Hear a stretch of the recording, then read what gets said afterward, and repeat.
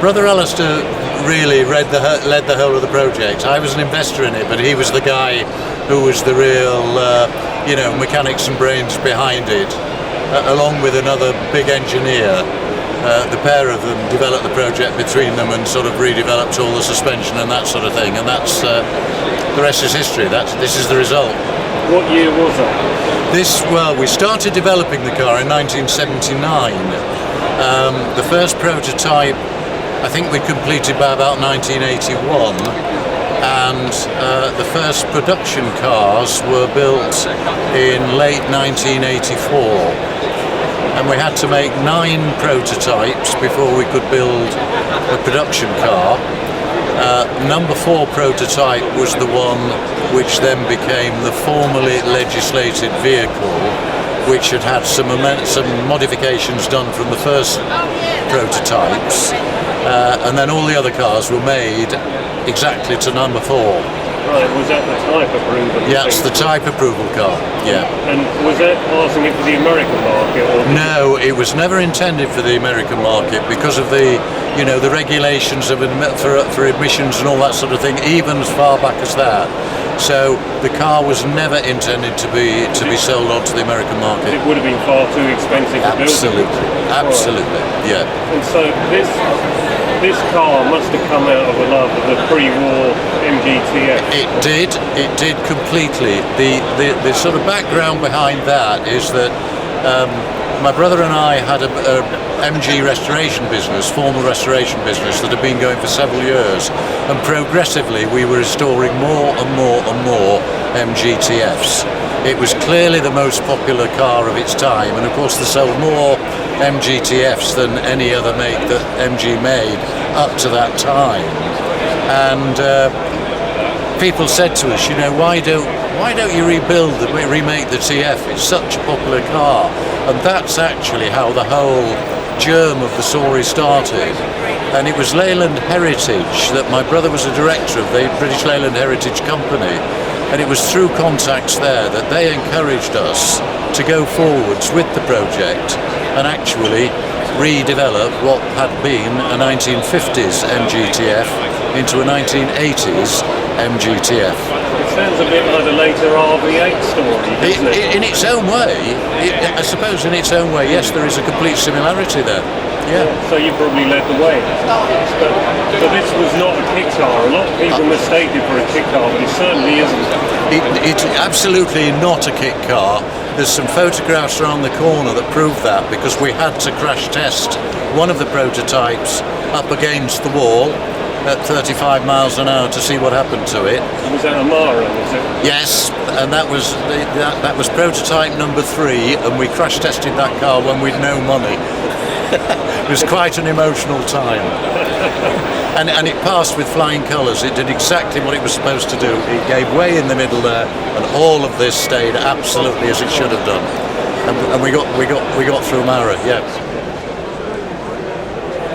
We have got loads of archived material. I mean, just one example is things like the opening of the factory.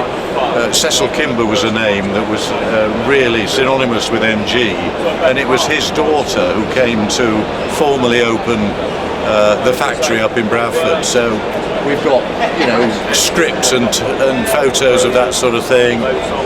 We've got all these photographs of how the car was actually built. It was genuinely hand-built with different teams building each car. So everyone has a very slightly different sort of maybe quirky bit to it, because they were all built separately. So it looks like a pre-war method of a wooden frame. Absolutely. And then a steel chassis, presumably. Yes, absolutely. And steel panels. Yes, very absolutely. Similar to a certain company that's still going today in Worcester. I mean, the chassis was exactly the original chassis of the car, except modified because we changed the suspension on it, both at the front and the back end.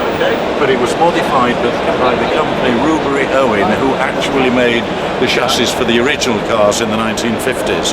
So we went back to a lot of original component suppliers for some elements of change and modification to the car. The body the timber frame body is absolutely the same as was manufactured for the 1950s car. And again, we got all sorts of archive photos of those, but in fact our own business of Naylors was making these ash frame bodies for the cars, so it was easy for us to just build the body and then put it from Naylor Brothers into Naylor cars as these cars were assembled. And then they were all panelled with steel.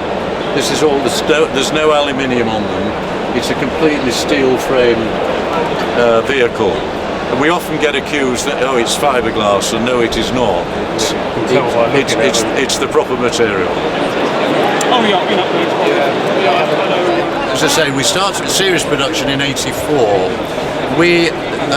Naylors ran out of money just shortly after having completed car number 100 out of what was going to be 162. The reason why there was 162 was because Austin Rover Group only agreed to sell us 162 drivetrains, that's engines, gearboxes and back axles, and they said if you want to carry the project on after you've built those cars, then you'll have to put a 2-litre engine into the chassis or whatever you want to do. But this was at a time when the O-Series engine was probably going to be disbanded by discontinued by MG. So they only were going to let us have a limited run of those. We got to just beyond car number 100 and ran out of money. So sadly the business was taken over, sadly and happily I suppose, the business was taken over by a guy called Hudson, and he carried on the project.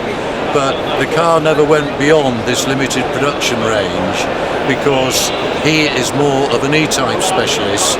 He still has an E-Type specialist business in the premises where the Naylor car was built in Bradford. And it was very evident that he was not going to be interested in carrying the project on beyond building these. And towards the end, he would only build a renamed Hudson. It was the same car but rebranded as Hudson, almost on demand. If somebody wanted one, then he would build one. So the project did extend broadly over about 11 years. I think the last registered car is on a J reg, and the first is on a B reg. So it goes from 84 to something like about 90 something. We've got 2 cars on the Naylor car club stand here, and how do you feel after all these years that the cars presumably look as good as, if not better, than they did when you built them? I think that is a very fair comment and a very fair question, and proud, emotional, thankful, really appreciative, because as you say, there don't seem to be any poor examples of these vehicles. Whoever owns them seems generally to really look after them, love and cherish them, and even when they pass on to a new owner, they just seem to carry on in that vein. So to see one that's looking poorly or sad is almost unique. I've seen 1 or 2 which sadly have been somewhat neglected, but generally they're all in condition very, very similar to this, and it's very gratifying, it really is, particularly when you see one with your name on the front of it. And what's it like to come out to these shows and actually meet the people and love them? Oh, it's great fun. It really, I mean, it's tiring, but it is absolutely great fun to meet all these people, and they're all proud owners, and so you know, there's just a lot of great commonality and common friendship and emotion about it all, and the ownership of them, and that leads into the club and the friendship that the club develops. And you'll see that we put the headline of fun, frolics and friendship, and it's absolutely right. It's what the club has spawned out of ownership of these cars. And so for a brief period there, you were part of the great British motor industry. Something like that, to the extent that I'm lucky I have 3 of these sitting in my garage at home, and my elder son has one. He's got production car number 1, and my elder brother, who was the chief driver of the whole project, has got project car number 2, which was morphed from project car number 1. So we've got 5 within the family. That's brilliant. No, I've not seen the wheels off. We've got policy spokes a bit.